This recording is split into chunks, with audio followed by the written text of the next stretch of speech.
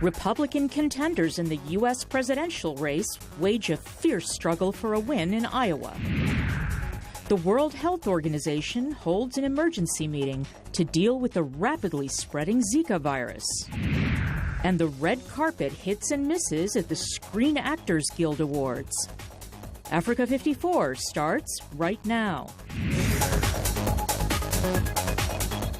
Good evening and welcome. I'm Vincent Makori. This is Africa 54.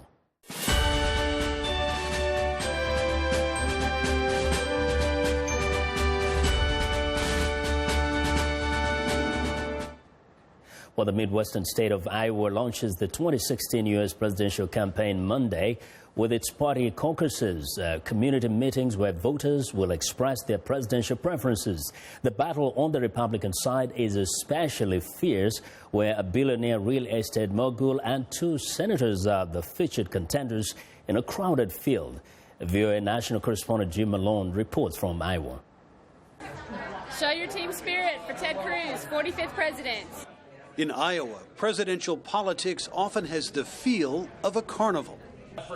But Republican Ted Cruz is on a serious mission, and time is growing short. This is your time. This is the men and women of Iowa, the time to make a decision. The Texas senator is hoping to catch frontrunner Donald Trump. And this stop in Ames is one of several on a busy day as the caucus vote draws near. We have faced these challenges before. We have faced the abyss before. And the American people came together and pulled this country back. We have done it before. And if we stand together, we can do it again. We can restore that last best hope for mankind. That is the United States of America. They both get into the frustration that the people have. Cruz supporters often debate among themselves before finding common ground. He's a consistent conservative and he's trusted. He does what he says he's going to do. What I appreciate about Cruz, this young man has started a people's revolution. It's a different scene an hour west in Carroll, Iowa, where supporters have organized a low-key affair for former Florida Governor Jeb Bush. The smaller crowd serves as a reminder that the son and brother of two presidents continues to struggle in Iowa polls. But Bush is determined to win supporters with an upbeat message. I think first, having a proven record of accomplishment, being thoroughly vetted, is second, and campaigning with a hopeful, optimistic message with your arms wide open. We're never going to win as conservatives if we're the reactionary party. Bush has success with some. We're going to go to a caucus for the first time Monday night. I think that's where we'll put our faith in him. But not with others. Well, I'm not saying. You're not saying? Yeah. Have you made up your mind? Nope. On the eve of the caucus, Bush and Cruz find themselves in different positions. A Cruz victory would make him a serious contender for the Republican nomination. Bush is hoping to do well enough to stay in the race. But for the candidates, time is running out. The voters of Iowa are about to render their judgment. Well, VOA national correspondent Jim Malone joins us live now via Skype from Iowa. Now, Jim, both the Republican and Democratic candidates have been going all out in an effort to win this Iowa caucuses. That's right, Vincent. Iowa is a key test. It's the first test. Usually there's an old saying, there are 3 tickets out of Iowa. The top 3 finishers in each party often get to go on and compete in the later primaries. That's certainly what's taking place in Iowa today. And, you know, as we've said, there are competitive races in both the Republican race and in the Democratic race. Now, for the benefit of our viewers, why Iowa? Can you give us a little bit of background to these caucuses? Sure. Basically, it's history, it's tradition. It actually started in 1976, and one of the first people to benefit from the holding of the Iowa caucuses was a little-known former Georgia governor named Jimmy Carter. Well, we all know how that story ended. Now, over the years, Iowa has provided a springboard to a number of candidates, including George W. Bush in 2000, and, of course, most memorably, 8 years ago, to a lesser-known senator from the state of Illinois, Barack Obama. But again, Jim, there are those who will tell you that in the past years, there are some who have emerged as victors in these caucuses, but they did not go on to become the nominees or even to win the presidency. So why is it important? Very true, Vincent. A number of people here look at the Iowa caucus, particularly on the Republican side, as kind of a conservative test. Usually conservatives do well here. There's a lot of Christian conservatives in this state, rural counties and very conservative areas. So it's important for them. And on the Democratic side, we saw what Mr. Obama did 8 years ago. He took on the favorite Hillary Clinton and was able to defeat her in a surprise upset. Clinton may have fears of that repeating itself this year with Bernie Sanders. So, you know, Iowa doesn't have a lot of delegates at stake, but it's important because it sort of frames the race and sets the stage for candidate momentum. And we know that the candidates do a lot to rally people around these caucuses, but does it necessarily translate into the similar popularity or approval across the nation? Well, that's a great question. In fact, perhaps the most important question we're going to look at tonight here in Iowa is whether this phenomenon known as Donald Trump on the Republican side can actually get people out to vote for him. The caucus thing is different from primaries, remember. Caucuses are local meetings held in the community. People have to come out on a cold winter's night for an hour or so and state their preferences. So you have to be really committed. And that's where we're going to be looking at whether the Trump people are committed, and on the Democratic side, whether Bernie Sanders, who has so much momentum, especially among younger college students, whether they're going to be committed to get out in caucus tonight. But again, we know that there's some who won't come out, but they'll be out voting for those very same candidates. Oh, yes. And again, it sets the stage for the upcoming primaries, especially New Hampshire in just over a week, where a different electorate will weigh in, much more moderate, much more diverse in terms of political views. But we must say that Iowa and New Hampshire are not necessarily representative of the country as a whole in terms of diversity. They're mostly white states. And particularly in Iowa, the population tends to be older. Again, another reason why conservative Republicans do well here in Iowa. As always, Jim, giving us clarity and putting things in perspective. Thank you very much. You bet. You're welcome. Well, that's VOA national correspondent Jim Malone reporting live via Skype from Iowa.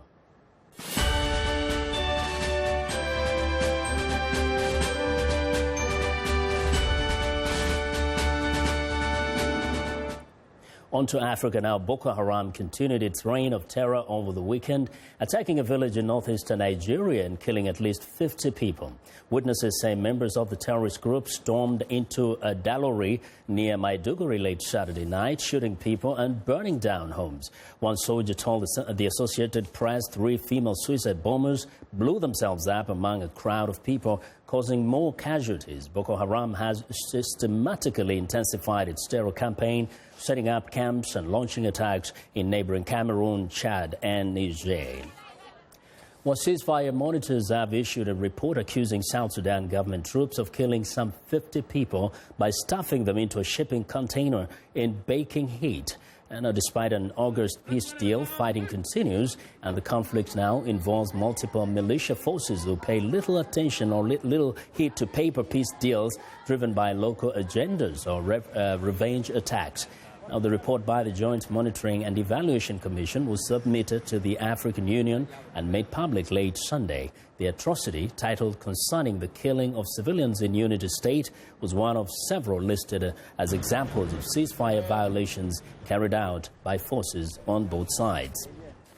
The African Union wrapped up its heads of state summit Sunday without gathering enough support to deploy troops to Burundi without the country's consent. In December, the AU Peace and Security Council said it would send in troops to halt violence. The Peace and Security Commissioner for the African Union says the continental body will now send a high-level delegation to Burundi to continue consultations and a possible deployment.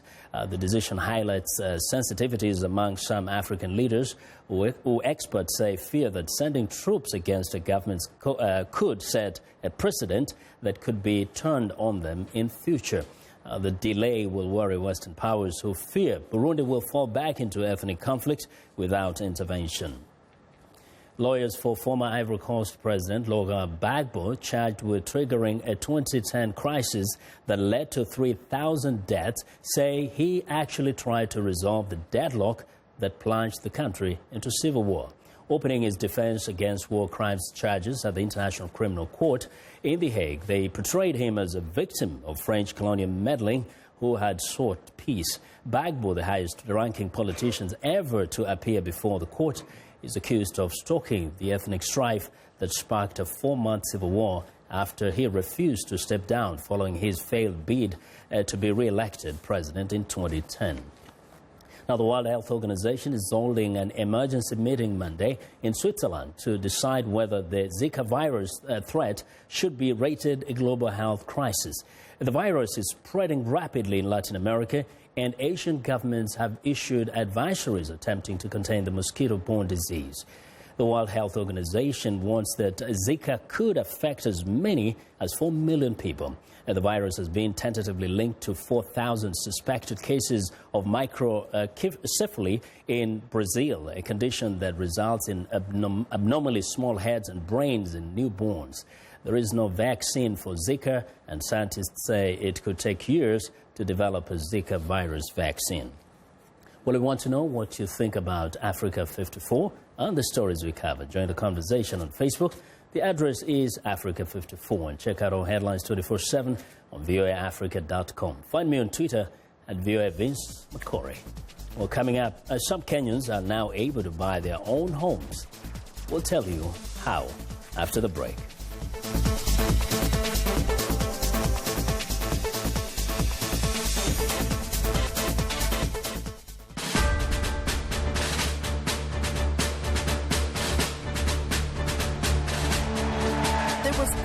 Outside the debate hall.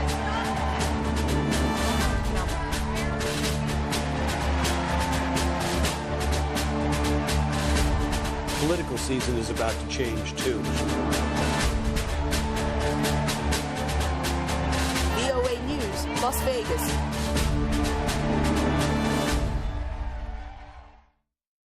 Wherever you are, Voice of America is on. On air, reaching more than 130 million weekly, worldwide, in more than 40 languages. Online, social media, and breaking news from around the world. On the go, dozens of new features on popular platforms with new apps and trending topics. Voice of America, on air, online, on the go.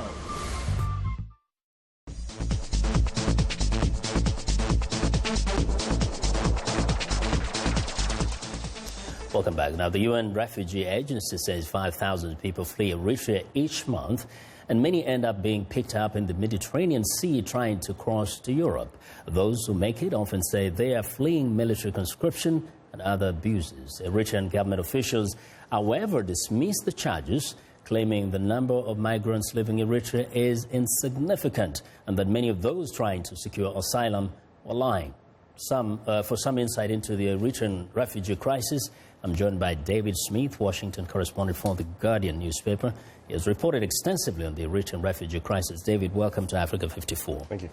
Now, first, some think of people fleeing from the continent as fleeing primarily because of civil war or poverty. Well, it looks like Eritrea has another unique reason why people are leaving: conscription. What can you tell us about it? Yes, I was in Eritrea for a few days last year and spoke to as many people as possible about this. And indeed, the reason that kept coming up time and time again was military conscription. This idea that they would have to go to a boot camp, be treated very roughly, paid very little. And perhaps almost above all, there was no real end in sight. You know, this conscription can go on indefinitely. Mm-hmm. And it really seemed to crush people's ambitions, you know, the normal things people do in many countries where they want to get a qualification and a job and provide for their families. A lot of people saw no hope and wanted a way out. So it's not something like you have a year to serve or 2 years to serve. You can be in for a long time. I met people who said they'd been, you know, there for 20 years or so, and it's not all military and fighting. I mean, some of it is civilian desk jobs. Yeah. But being paid an incredibly low amount, you know, it's not enough to cover the groceries for the week.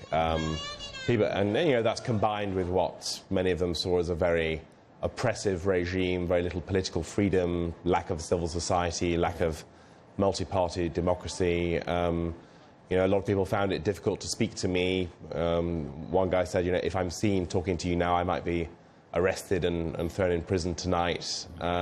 So all of these factors, I think, combined with economic problems, lack of opportunity, is driving people out. Those who you spoke to, who may be ambitious to leave the country, realize or know about the dangers of the journey they could be making across the Mediterranean?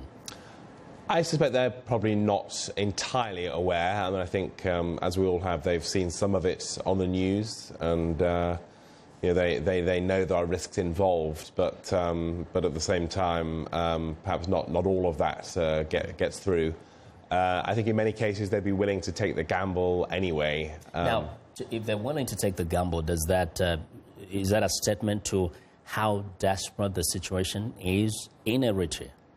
Yes, that they see no light at the end of the tunnel there. Anything's got to be better than this. I mean, they would rather risk their, dying. Now, do the Eritrean officials in any way recognize or acknowledge that there are situations, there are circumstances in the country that could be corrected to stop this exodus? I spoke to officials who agreed, look, this military conscription is not ideal. We don't want this to go on forever. But the fundamental argument from them was, look, we've fought wars against our neighbour Ethiopia in the past. It could happen again at any time. We have to be ready. This is not a normal situation like you might get in the US or Europe. You have to understand, from our point of view, we're in imminent danger. This is a security threat. Ethiopia is forcing the issue. We have to be ready. And obviously the critics would say that is used as a very convenient excuse for perpetuating this. Very quickly, in terms of the level of poverty, did you get the sense that so many people are also having a hard time just surviving? They'll rather try elsewhere?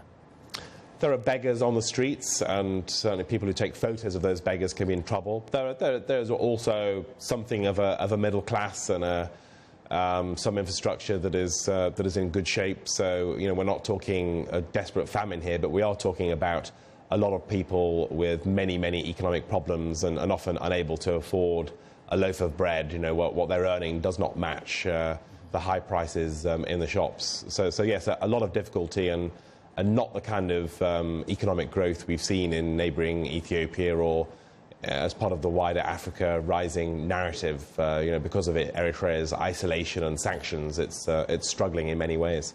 Indeed, with all these thousands of people living every day, every week.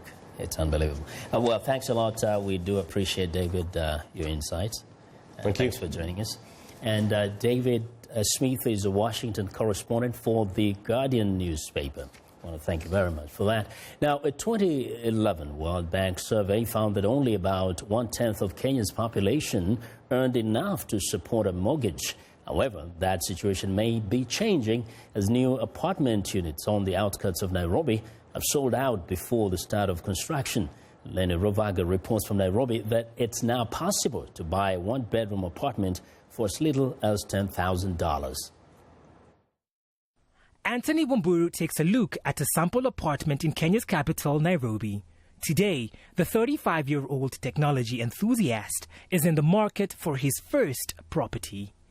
Wamburu says he has been saving for a while now and hopes to buy the apartment valued at $50,000 as his first home. The units are dubbed starter homes by Suraya Properties, the firm behind the venture. Wamburu says the homes offer value for his hard-earned cash. They're not very expensive for somebody like me who's looking at having a family quite soon. And also I like the way it comes with different benefits. It comes with a gym. It also comes with a swimming pool. So I would not have to get a gym membership somewhere else. So a starter home would be quite perfect for me. Begun 10 years ago, Suraya Properties has built starter homes in the Kenyan capital and its outskirts with a view towards tapping into the low and middle income market. Most of their units range between $10,000 and $80,000. CEO Peter Moriah says the company was started to supply affordable homes to first-time home buyers, but found a market he had not anticipated. But surprisingly, we have found that there's a lot of people heading towards retirement who have looked at it differently, and they're thinking we are going to go maybe to their countryside retirement home, but they want a place in town where they can be coming and where it's their own. The new apartment complexes in Thika and Syokimau are still under construction, but are completely sold out. Still, home ownership remains beyond the reach of most Kenyans. The mortgage company, a Kenyan real estate firm, estimates that only a fifth of Kenyans can afford a home priced at $10,000. Part of the problem is the high interest rates charged by Kenyan banks. Economic analyst Ali Ken Sachu. You're talking about borrowing at 18, 19, 20, in some cases even higher than that. It's very expensive to borrow money from the bank. And until we see significantly lower rates, I think we'll continue to see very poor mortgage penetration because it's just too expensive. Another real estate company, Has Consult, says only 30,000 Kenyans hold mortgages, a tiny fraction of the country's 42 million people. Lenny Ruvaga for VOA News, Nairobi, Kenya. Well, it's time now for a short break. Still to come on Africa 54. Fashion highs and lows from the Screen Actors Guild Awards red carpet. We'll be right back.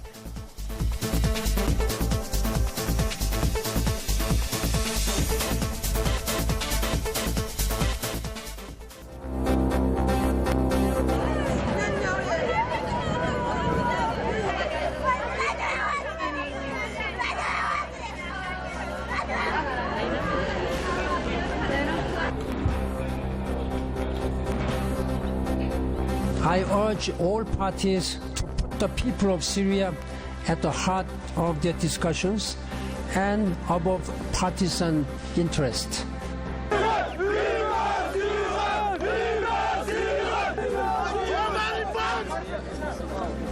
ولكن نقول أننا لن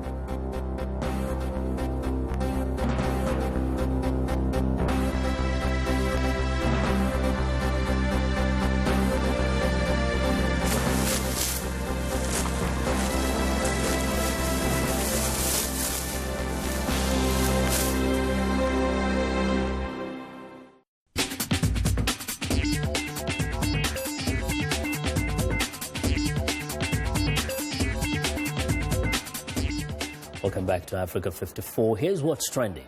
The stars lit up the red carpet this weekend at the Screen Actors Guild Awards in Los Angeles.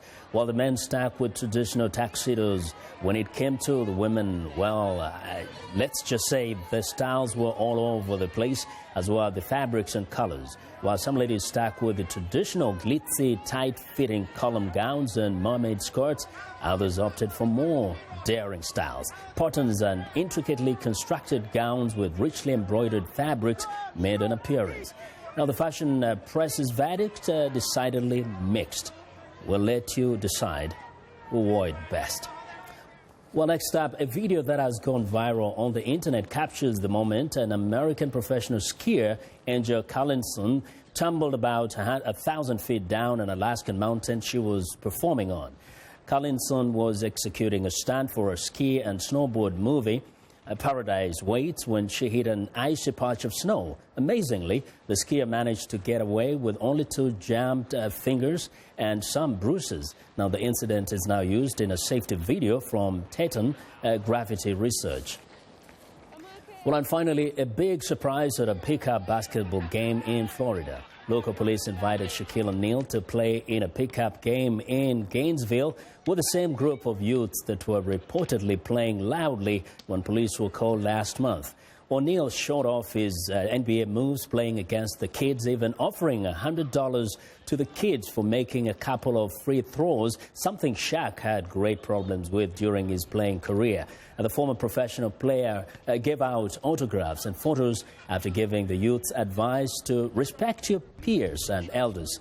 And that is what is trending today.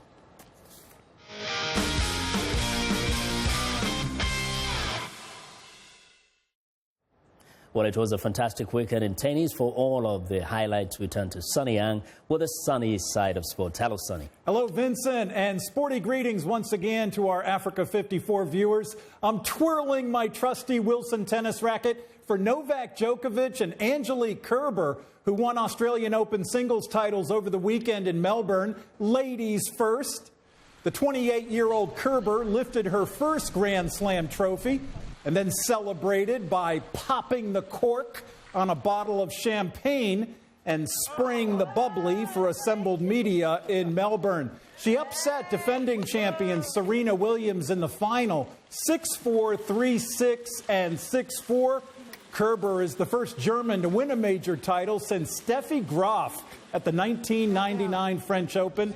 Her best previous Grand Slam performance was making it to the semifinals at the 2011 U.S. Open and 2012 Wimbledon tournaments. Angelique Kerber describes the 2016 Australian Open as the biggest highlight of her career.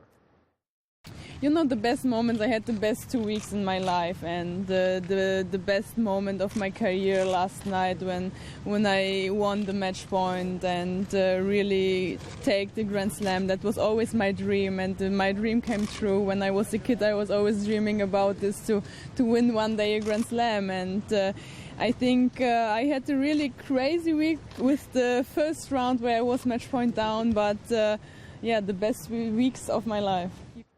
Meanwhile, defending champion Novak Djokovic beat Andy Murray in straight sets to equal Roy Emerson's record of 6 Australian Open titles. The Serbian star has won the last 3 Grand Slam titles and 4 of the last 5 to lift his career total to 11. That ties him with Rod Laver and Bjorn Borg for 5th place on the all-time list. Djokovic says there's no doubt that he's playing the best tennis of his life in the last 15 months. Congratulations to Novak Djokovic and Angelique Kerber, the 2016 Australian Open champions. I'm VOA Sunny Young, and that's the sunny side of sports. Going to hit the ball back to Vincent Makori. I missed that. Thanks a lot, son, and be sure to watch the sunny side, exciting sunny side of sports report every Monday and Friday right here on Africa 54. And that's our show for today. Be sure to watch Africa 54 on our website at voaafrica.com. For more news, tune in to VOA's evening radio show, Africa News Tonight, at 1800 UTC and in the mornings to Daybreak Africa. That's between 0300 and 0600 UTC Monday through Friday. Thanks a lot for watching. From all of us here in Washington, have a good night.